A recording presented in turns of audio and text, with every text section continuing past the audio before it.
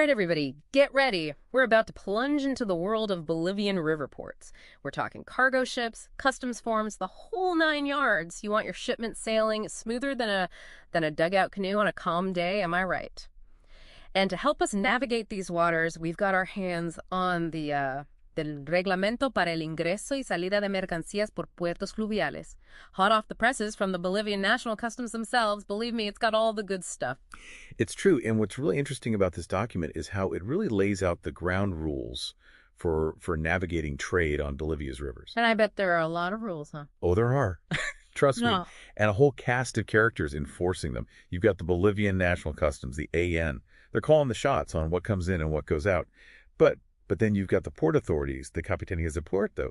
They're the ones making sure everyone's playing by the rules, keeping things ship-shape, literally. So it's like a buddy cop movie, but with more paperwork. Yeah, there's definitely a lot more paperwork involved, that's for sure. But you're right, it's all about collaboration. You've also got the customs warehouse operators, the concesionarios, the deposito aduanero. Think of them as the caretakers, making sure those goods are safe and sound once they're off the boats. I bet those warehouses are packed with fascinating stuff. We've got the folks on the ground, but what about the ones actually bringing in the goods? Right. Can't forget about them. You've got your international transporters hauling everything in. And, of course, the shipping agents, making sure all the T's are crossed and the I's are dotted on the paperwork. And then, of course, you have the importers and exporters themselves. Yeah. Really driving this whole operation. Wow, it's like a whole ecosystem thriving on those rivers. So let's say I'm an importer. And I've got my heart set on bringing in, I don't know, a barge full of the finest Bolivian chocolate. What's my first move? Do I just send it on its way and hope for the best? Not quite. This document makes it clear that spontaneity is not your friend when it comes to Bolivian waterways. 72 hours, that's 3 whole days, before your chocolate-filled barge even gets close to Bolivian water. You need to have a digital game plan ready. A digital game plan. Okay, tell me more. We're talking about a detailed manifest filed electronically through the SUMA system. This document outlines every last detail. What's being shipped, where it's coming from, its final destination, everything. So the SUME system, it's like the digital traffic controller of these rivers. Exactly. Always watching, making sure everything's running smoothly. So to answer your question, no last-minute chocolate runs. You got to be organized. Got it. No rogue chocolate shipments. So let's say my barge is all prepped, paperwork's pristine, ready to dock and unload, right? Hold on. Just because the paperwork is in order doesn't mean you're home free. Yeah. Once your chocolate-filled barge arrives, things get, well, a bit more hands-on. Hands-on. You got my attention.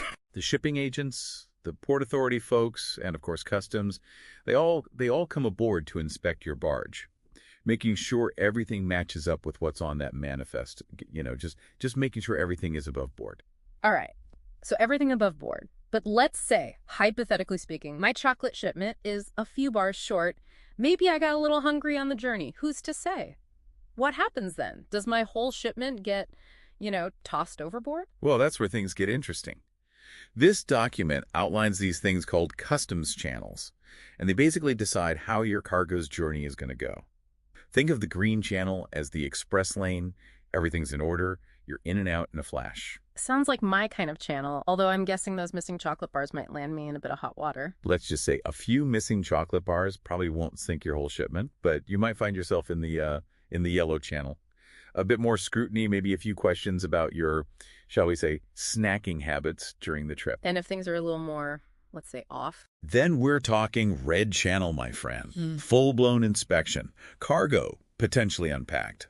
The works. This can mean delays, extra costs, and a lot more questions than you probably want to answer. Okay, lesson learned. Don't mess with the Bolivian National Customs, especially when chocolate is involved. So my cargo has been poked, prodded, gone through the channels, and now it's sitting pretty, hopefully, in the green zone. What happens next? Well, once the AN, those meticulous guardians of goods, they're satisfied, then the customs warehouse operators, they take center stage. Ah, our friends, the caretakers. Precisely. They're the ones issuing the DRP, the Documento de Recepción en Puerto. It's basically the official, you've got package slip. Yeah. But here's the catch. They've got 5 whole days to issue this document. 5 days. That seems a little relaxed for the fast-paced world of international trade, don't you think? Remember, we're talking about rivers here, not exactly known for their speed limits. Plus, unloading a barge, especially one potentially filled with tons of delicious chocolate, it takes time. Careful maneuvering, Okay, that makes sense. So my chocolate is hanging out in the warehouse. DRP is on its way. Does that mean it's ready to hit the Bolivian streets? Not so fast. We're talking about river logistics here and things, well, they're rarely that straightforward. What if your chocolate needs to get to a remote village only accessible by smaller boats? Or maybe it needs to hop on a train to reach a landlocked city. That's where things get really interesting. Oh, I do love a good plot twist. We're talking about transshipment, right? That whole cargo swapping magic trick we talked about earlier. Tell me everything. You got it. Transshipment is where the real logistical dance begins, and trust me, this document has all the choreography. Picture this. Your chocolate, perfectly packed in its temperature-controlled containers, needs to reach a village way up in the Andes. It's a journey no single boat can handle alone. So it's like a relay race. My chocolate is passing the baton from one mode of transport to the next. Exactly. And this document, it's like the playbook for this whole intricate handoff. We're not just talking barges and trucks. We're talking river to road, river to rail, even river to river transfers for those times when a big boat just, well, can't quite navigate those shallow waters. That's incredible. It really shows how vital these rivers are to connecting Bolivia, even in this day and age of planes and highways, right? Absolutely. Yeah. And to make sure this whole dance goes off without a hitch, the document, it really stresses how important proper authorizations are at every stage. You can't just, move the cargo willy-nilly. You have to let the AN know what you're doing, give them the transfer documents, keep everyone in the loop. No rogue chocolate shipments disappearing into the jungle, then. Everything has to be accounted for at every step of the way. You got it. And while we're talking about accountability, what about those little hiccups we discussed earlier? Yeah. The murmus. The discrepancies that can happen between what's on the manifest and what's actually in the shipment, like my chocolate bar situation. Precisely. But now imagine, instead of a few missing chocolate bars, it's a few tons of soybeans that have, shall we say, gone missing. That's when the MIRMOS procedure really kicks into high gear. Meticulous documentation, verification from customs and the warehouse operators. It's a whole process. Sounds like they mean business when it comes to discrepancies. But let's say my chocolate shipment, all present and accounted for this time, it's reached its final destination, safe and sound in Bolivia. Time to celebrate, right? Not so fast. We've only covered one side of the coin here. Imports. Now let's flip things around and see what happens when goods are leaving Bolivia, heading out into the world. Okay, so picture this. I've got a shipment of those gorgeous Bolivian textiles, those beautifully woven alpaca sweaters, ready to grace the runways from Paris to Milan. Where does my journey as an exporter begin? Just like with imports, those customs warehouse operators, they're your new best friends, the guardians of those outgoing goods too, making sure everything is, accounted for, ready for its big debut. So whether it's chocolate coming in or alpaca sweaters going out, these warehouse operators, they're really the unsung heroes of this whole Bolivian river trade. I'd say so. And once those sweaters are under their watchful eye, that familiar DRP, the document of receipt, it makes a comeback. It's all about maintaining that chain of custody, proving to the AN that everything's above board. Okay, paperwork is in order, sweaters are accounted for. Can we load up those barges and send them off to the fashion capitals of the world? Not without one very important step. Yeah. The pre-departure inspection. The Bolivian National Customs. They want one last look before those sweaters hit the high seas. Or, well, the high rivers in this case. Sensing a theme here, when it comes to Bolivian river ports, there's no such thing as too much scrutiny. You're catching on. This time the inspection, it happens once the goods are loaded onto the barges, but before they leave the port. It's a team effort, with the Port Authority doing a safety check on the vessel itself, while the AN, they're comparing the actual cargo with that export declaration, making sure everything lines up perfectly. And I bet those tamper-proof custom seals, they make another appearance. You know it. It's all about making sure those alpaca sweaters are safe and sound, no last-minute fashion swaps or anything like that. Once the AN gives the thumbs up, those seals, they're like the final stamp of approval. So the sweaters are inspected, all buttoned up tight. We're finally ready for the big send-off ready. Almost. Remember that digital maestro we talked about, the one orchestrating this entire production? The SUMA system. Well, it's time for the transporter to cue the music because they've got a deadline to meet. Okay, I'm all ears. What's the final act in this digital dance? No later than the next business day, after those barges are sealed up tight, the transporter has to register the bill of lading and the TransitoFluvial, that's the International Cargo Manifest Customs Transit Declaration for River Transport, in the SUMA system. So even with the physical inspections, the digital paperwork is just as crucial. No cutting corners in this system. Exactly. And that speed, it's important, especially for those alpaca sweaters. Delays in filing, well, that means missed deadlines, unhappy designers. It could be a real mess. Rightfully so. Those sweaters have a date with destiny, and it's on a runway, not stuck in some bureaucratic black hole. Okay, documents filed, barges sealed, deadlines met. Can we finally set sail for those glamorous fashion capitals? Not quite yet. Remember the Capitani de Porto?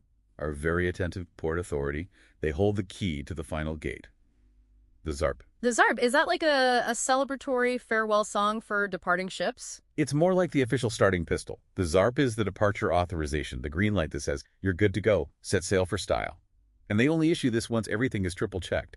Procedures followed, documents in order, vessel given the all clear. So it's like the captain finally getting clearance for takeoff, only this is, river traffic control instead of air traffic control. Exactly. And I'm sure everyone involved breathes a sigh of relief, especially those fashion designers eagerly waiting for their alpaca creations. Okay, the ZARP is granted, engines are revving, and those barges are making their way downriver. Is that where our deep dive into Bolivian river ports ends? We've still got one last document to cover. A final farewell before those sweaters sail off into the sunset. The Certificado de Salida, the certificate of departure. So if the ZARP is the starting pistol, the certificate is the finish line ribbon. You could say that. It's the official confirmation that the cargo has actually left the port. Crucial document for everyone involved. Impacts everything from insurance claims to making sure those sweaters don't accidentally make a U-turn back to Bolivia. It's all about tying up those loose ends, right? Yeah. Making sure everything is accounted for from the moment those sweaters arrive at the port to the moment they disappear over the horizon, ready to take the fashion world by storm. But before we get swept away by visions of alpaca-clad models strutting down runways, there's one key part of the export process we haven't unpacked yet: the export declaration itself. Ah, yes. The DX. The Declaración de Mercancías de Exportación. That's the document that kicks off this entire export operation. It's the official declaration of, hey world, get ready for some incredible Bolivian textiles. Sounds almost poetic. And I'm guessing, like everything else in this document, there's a right way and a wrong way to fill it out. You bet there is. And unpacking the intricacies of the DX, its importance, and all the potential pitfalls, well, that's a story for another part of our Riverport adventure. All right, everyone, welcome back to our deep dive into Bolivian river ports. We've shipped in some delicious chocolate, sent off those stylish alpaca sweaters, and navigated the ins and outs of inspections, transshipment, enough paperwork to make your head spin. We wouldn't leave you hanging without exploring the heart and soul of this whole export process. The DX is the Declaración de Mercancías de Exportación, the document that sets everything in motion. It sounds like the DX is the golden ticket for any goods leaving Bolivia. What's so special about it? Is it written in some kind of secret code I need a decoder ring for? Well, you won't need a decoder ring, but you've got to be precise. Think of it as a legally binding agreement with the Bolivian National Customs, a promise that those goods are really leaving Bolivia. And we know how serious they are about their paperwork, so no room for error. What kind of information are we talking about here? Imagine you're filling out a very detailed dating profile. But instead of trying to impress a date, you're trying to impress the Bolivian National Customs. What are those goods? Where are they from? How much are they worth? Who's the lucky recipient on the other side of the world? And the full travel plan, too. A whole mini biography of the goods. And since this is Bolivia, I'm guessing the DX gets filed electronically through the trusty SUMA system. You know it. Sumo reigns supreme here, too, the digital gatekeeper of all those outgoing treasures. And just like with those barge inspections, timing is everything when it comes to filing. No last-minute scrambles, then. So when's the deadline? Well, it depends. If your goods are packed up in those standard shipping containers, it's kind of like checking your bags before a trip. You do it once everything is packed and ready, so the DKX gets filed once those containers are loaded up. Makes sense. But what about goods that are a little, shall we say, bigger, won't fit in a box? Like a mountain of those beautiful Bolivian textiles. Very good question. For those bulkier friends, the process is a little different. It's all about accuracy. The DKX gets filed after those textiles are loaded onto the barge and weighed. No eyeballing it then, huh? They have super accurate scales. Oh, absolutely. They're high-tech, making sure every gram is accounted for. Yeah. And this attention to detail, it really highlights a theme we've seen throughout this whole deep dive, doesn't it? Transparency. The Bolivian National Customs want everything documented, everything time-stamped digitally, no room for confusion, no room for funny business. It's like they've got a magnifying glass on everything. but that protects everyone involved in the end, right? Exactly. Yeah. Exporters know their goods are being tracked. Importers know what they're getting.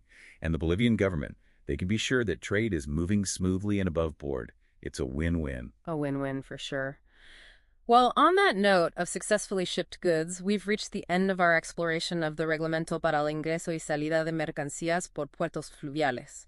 From the docks of Bolivian river ports to the depths of the SUMA system, we've uncovered the intricate steps and all those key players that keep cargo moving along these vital waterways. It's true. And remember, when it comes to navigating this world, knowledge is key. Understanding the regulations, the roles everyone plays, can make all the difference. It really can. So next time you see a barge making its way down a Bolivian river, take a moment to think about everything happening behind the scenes. The regulations, the paperwork, all the digital diligence. It's a fascinating system where attention to detail is crucial and transparency is king. This has been the Deep Dive. Until next time, keep exploring and keep those curiosity currents flowing.